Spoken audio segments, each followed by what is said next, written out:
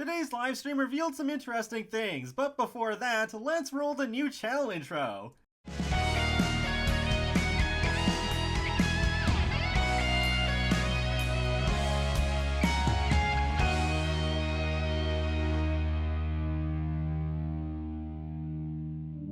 Hey folks, how's it going? This is Iron Seagull here, back with another Sims Info and Thoughts video. Hope you like that new intro, because 2023 actually marks the 10-year anniversary of my YouTube career, so I figured it would be appropriate to change that up. Now let's get into the Behind the Sims livestream that was aired today. So, the first thing they actually delved into was Project Renee. I did not expect to hear anything about this until like late this year.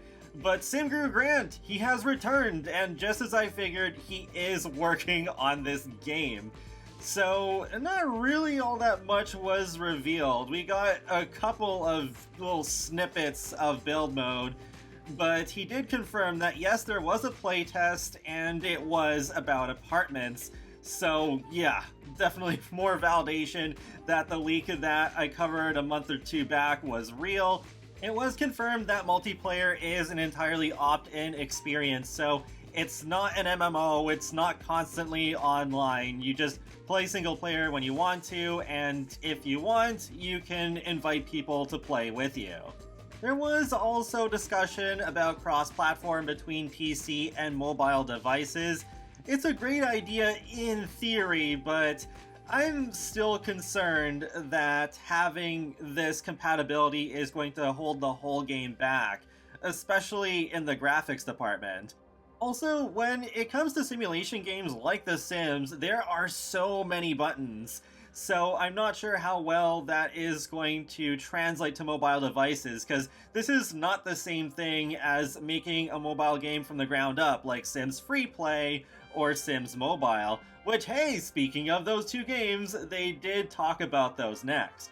For The Sims Mobile, they're adding a Plum Bob themed disco light, some 5th anniversary themed items, as well as a Sim festival that's going to be focused on Korean architecture and fashion. On the Sims Freeplay side of things, they have added some songs from past Sims games, as well as a song from The Sims Mobile, and since when was the Gangnam Style dance in Freeplay? Okay, that's interesting. They also announced that in April they are going to be adding a new neighborhood where the ultimate reward is an amusement park. I haven't played The Sims Freeplay in several years, but not gonna lie, this looks a little intriguing. But now it is time to talk about some Sims 4 news. The one thing I was really hoping would be in this live stream, even though my expectations weren't that high, is infants, and yes, they did show a trailer for them. Now that we have seen more than just a 5-second teaser, yeah, I guess they do look a little too similar to toddlers.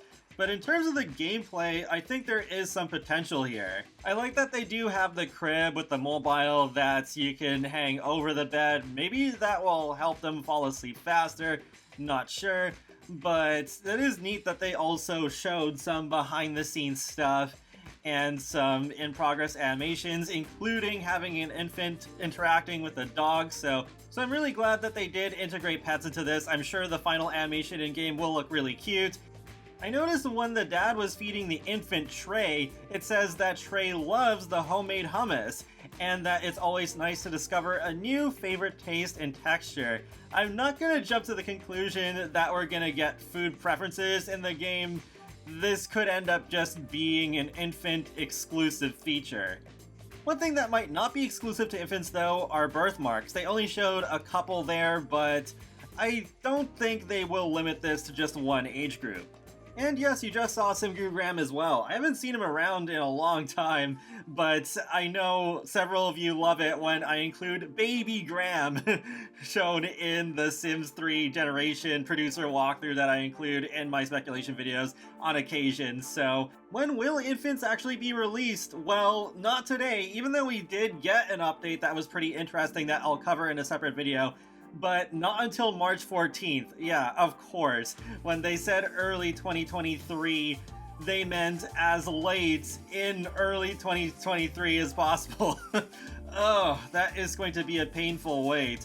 But I think that also helps give us an idea of when to expect the next expansion pack which, yes, was mentioned in this stream. Very short teaser, but February 2nd is when we're going to learn more about it, so I'm assuming that is when they're dropping the full trailer. With the Infants update releasing on March 14th, which falls on a Tuesday, then it is possible that Expansion Pack 13 could release that same week, perhaps on the Thursday or Friday, meaning the 16th or the 17th. With this teaser saying Meet the Family, looks like it is yet another hint that this truly is going to be a family-themed expansion pack, basically the answer to all the Generations requests, even though it can't be that similar to Generations since some aspects of that Sims 3 expansion pack were already done in other packs for The Sims 4. And I also just, on the side note, I really like that owl sculpture on the right-hand side. That looks really cool. And then the plant, I think I would like better if the leaves weren't so flat-looking. Yikes. But that is it for this Behind the Sims livestream. So I wasn't really expecting a whole lot going into this one because they weren't hyping this one up as much as the one that they did last year. Still not sure how often they're going to do these. I'm not expecting them to do it every quarter. Maybe it's just going to be like once at the beginning of the year and once towards the end. But yeah, overall it's like, it met my expectations. They weren't that high, so yeah, it was alright. It wasn't like mind-blowing, but it was alright. It was passable entertainment, and yeah, those bloopers at the end were pretty funny too. It was nice to hear more about Project Renee since I wasn't expecting any discussion about that this early in the year, so I think that is a good sign for transparency to come regarding that project, which hopefully sooner or later will be officially called The Sims 5. And it is good that they are making a lot of effort to listen to feedback this time around, and I really hope that this can be the return to form for The Sims. I mean, The Sims 2 is legendary, and I think it would be very difficult to top it, but at least have something that starts off a lot better than The Sims 4 did. And that wraps up another Sims Info and Thoughts video, so feel free to let me know your thoughts on this stream in the comment section below, and keep an eye out for my video covering the free base game update that released today. That was not mentioned in the livestream at all for some reason, but be sure to subscribe if you'd like to keep up with my latest gaming content. I will talk to you all later, and have a great day. Thanks for watching!